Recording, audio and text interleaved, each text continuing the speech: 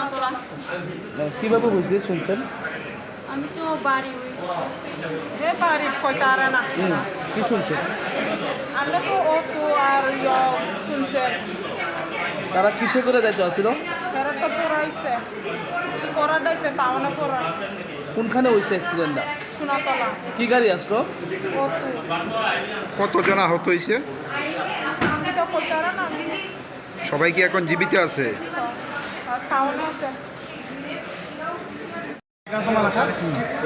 Accident হচ্ছে শুনতাছি Sonatala first যে ঠিক আছে এখন আমরা দেখি দুজন তিনজন থেকে পেশেন্ট নিয়েছি ঠিক আছে আমি গাড়িটা সরাই কতজন আহত টোটাল এইখানে?